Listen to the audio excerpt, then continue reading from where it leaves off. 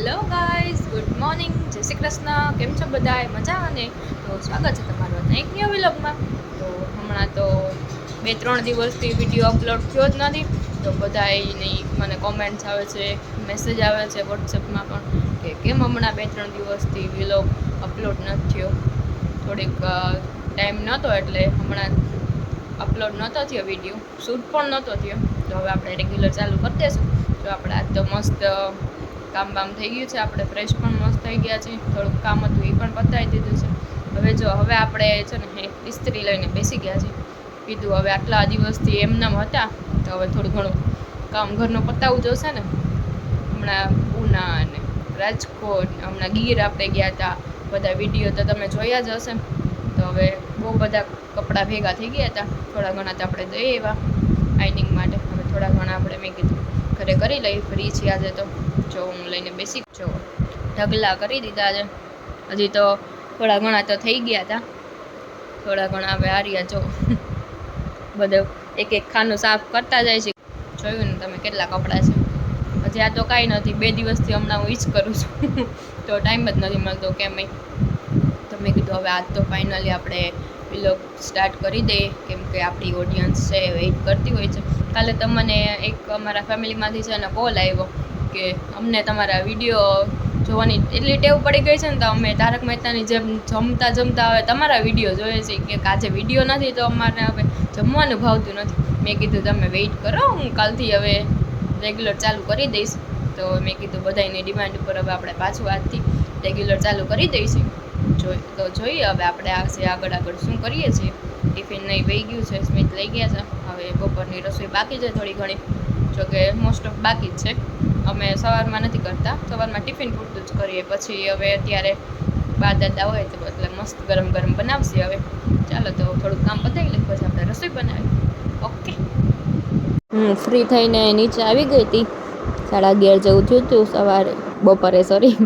અને બા વિડીયો જોતા હતા આપણે ગીરના વિડીયો હતો ને એ જોવે છે.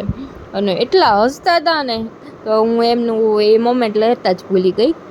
થોડીક વાર થઈ ત્યાં દાદા પણ આવી ગયા.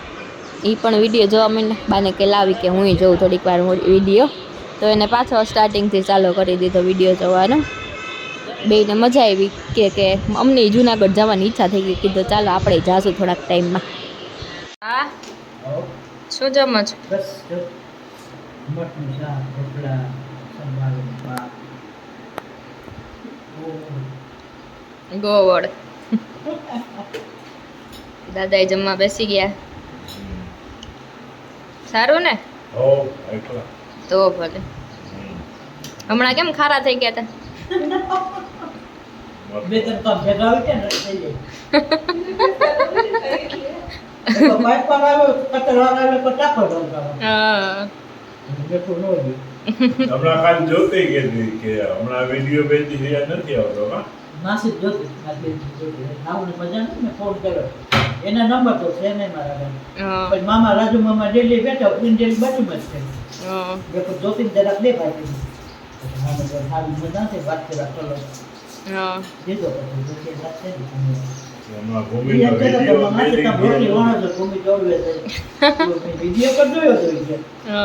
હમણાં નથી આવતો. હમણાં 2 દીથી બંધ હતા. હા, થોડીક વાત થઈ ગઈ.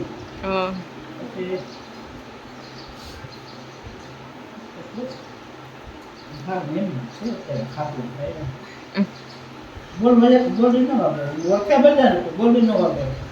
કોણ? અચ્છા. પેલા મગજનો હુમલો આવ્યો. હાથમાં માંજા. 2 વાર માંજા કરી. પણ એ પાછા હાથ કીધું વહી ગયા જામનગર પાટા કરી.